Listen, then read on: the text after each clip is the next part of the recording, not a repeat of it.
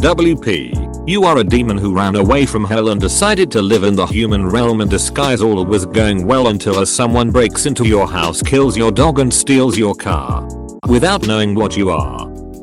I'm not even mad about the car. Hell knows I cared little for that box of grease. I'm surprised you even got away in it. I haven't used the car in months. I just keep it there for show. Don't need anyone getting suspicious of me. The dog, however, is something I can't forgive. There's a special place in hell for people who harm those who can't defend themselves. And I'm going to drag you through every level until we reach it. It will be fun. Think of it as a vacation. The man looked at me, trying to mumble something underneath his gag, struggling to get the words out from beneath the fabric. Eventually I slid my finger beneath the gag, giving him some room to talk. You crazy idiot. What are you? Some sort of supervillain? You think you can do this to me? So, what if I stole your car and killed your dog? The cops won't care about that if you kill me. They will lock you away for a lifetime. Interesting counterpoint. Personally, I would have gone with an apology, but hey.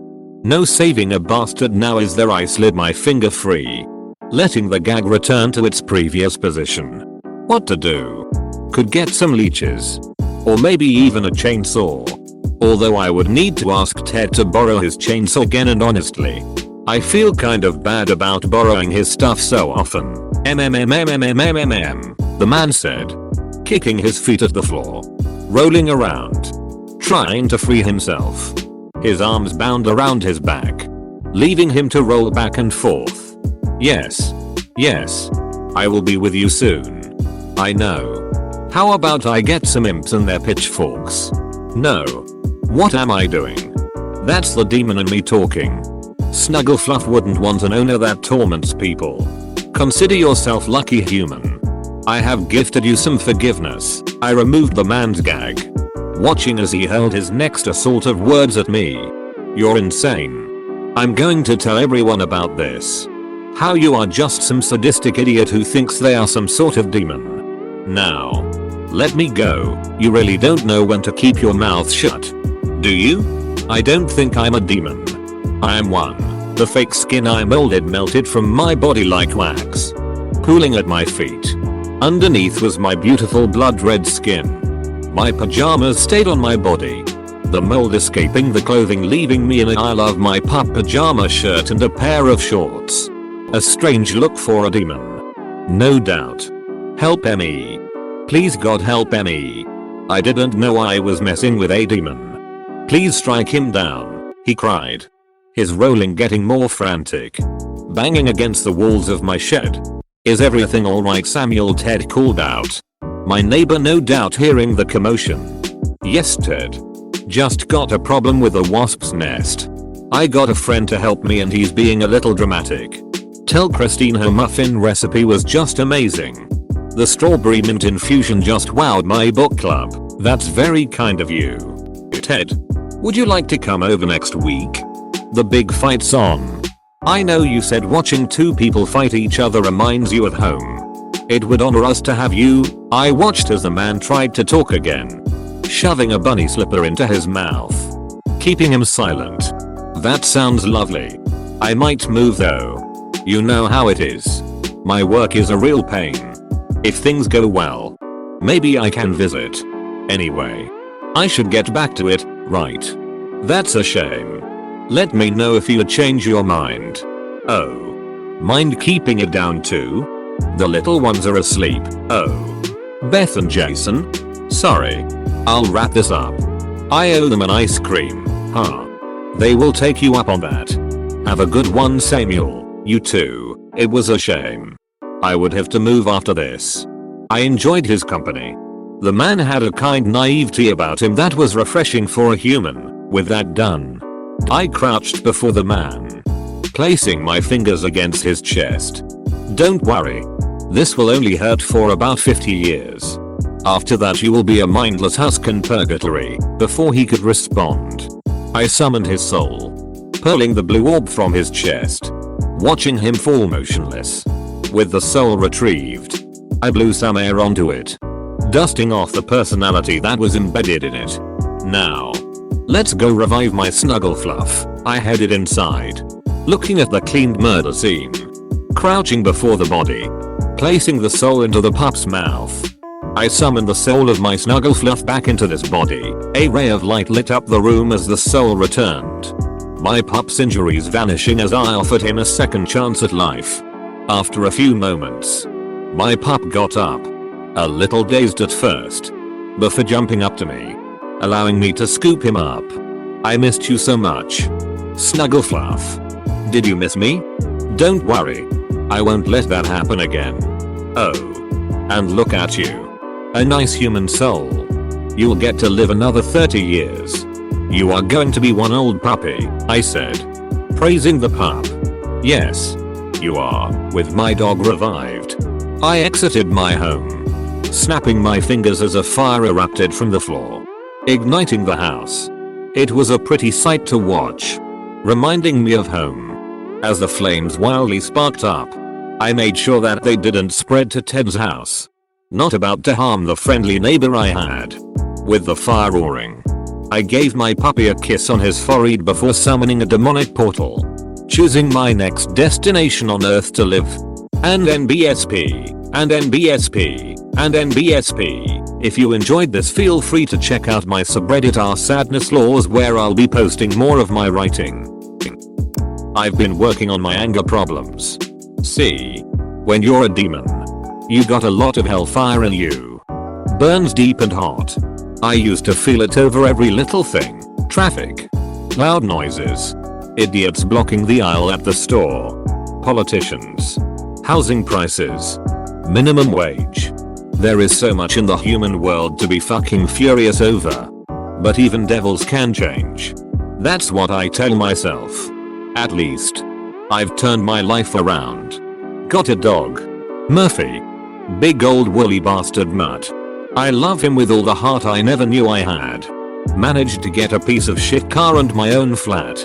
It's basically a room in an old house. And I have to share the whole bathroom with a chick I call Methany for obvious reasons, and a dude who looks like he spent more time in hell than I did. But it's mine. I'm free. I don't have to be the person the hellfire in me wants. Until tonight. Until I wake to the sound of broken glass and my dog, Murphy, going utterly fucking crazy. I heard yelling and laughing and boots on the ground, and by the time I was out of bed, the gunshots had already gone off. Bam bam bam. Thunder of my heart. I hear Murphy whimper. And I don't have to hear much else to know what had happened. I throw myself out of bed just as the bastards are speeding off in my piece of shit car. I don't have to hurry. My car only has enough gas to get them to the corner gas station if they are lucky. Glass gleams yellow in the streetlights spilling through my shattered window. They litter around Murphy like so many jewels.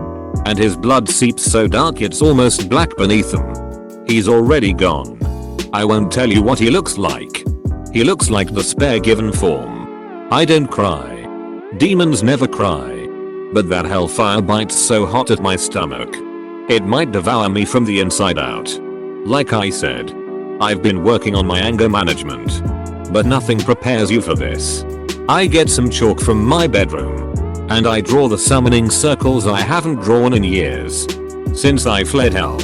Since I abandoned my family name and all the weight it carries. Carefully, my hand steady as a grave, I draw perfect circles on his shoulders, his hips, his skull. I draw lines that cross over the bullet wounds in his chest.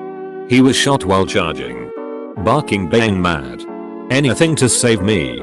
I smooth my palm over his velvet ears and murmur, in the old language, "Wake up."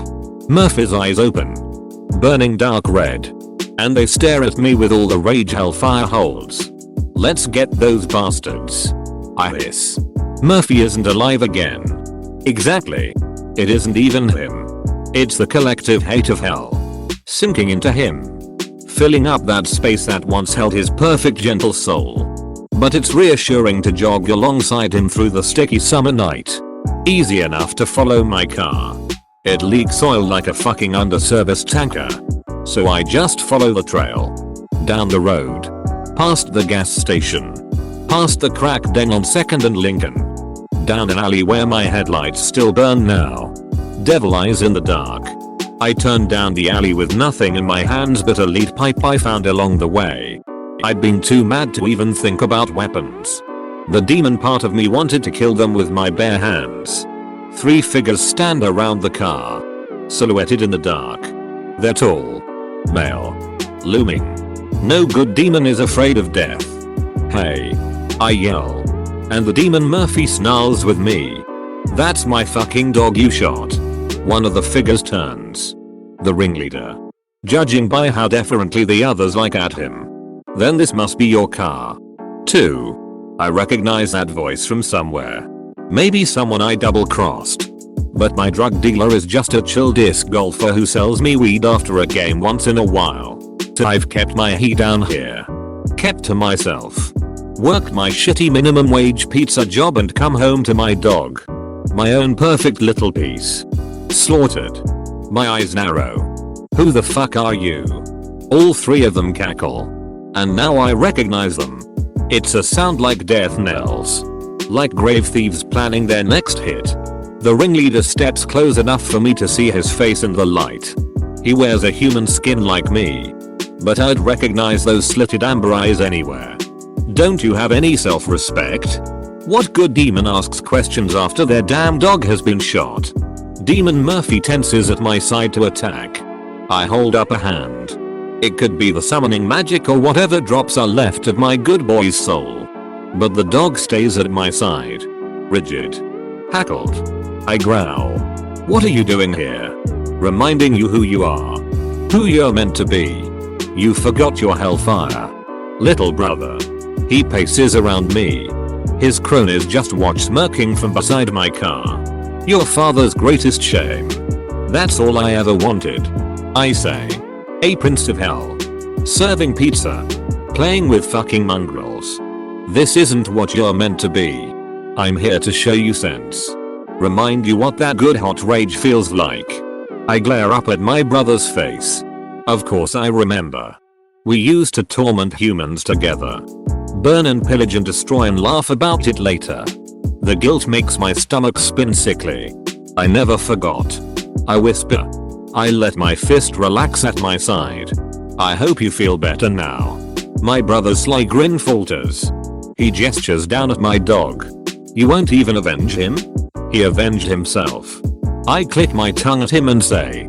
For the last time. Come on. Murphy. Let's go home. I always knew you were a useless bastard. My brother spits. I pause at the alleyway and stare at him. Maybe this was all his fucked up way of saying he missed me. He wants me home. Trying to make me hate the world the way I used to. Because our only camaraderie came from our shared hate of everything and everyone. And I never thought you'd do this to me. I say. My voice empty. But here we are. I turn and walk away. But my brother and his demon friends don't follow. Murphy's spell fades halfway home. I carry him the rest of the way. He's so heavy and still and cold. But with his head turned into my chest and his eyes closed, I can almost pretend he's just dreaming. He's still dreaming when I dig a grave in my apartment complex's yard. He's dreaming when I kiss his muzzle and tell him how sorry I am. And when I lay the first dirt over him. I pray for the first time in my life that, if there is a heaven, let his soul find it. He deserves better than the lot of us down in hell. I bury the only creature who ever loved me and, like the shitty demon that I am, I let myself cry. R is the Monji's Fi. Thanks for reading.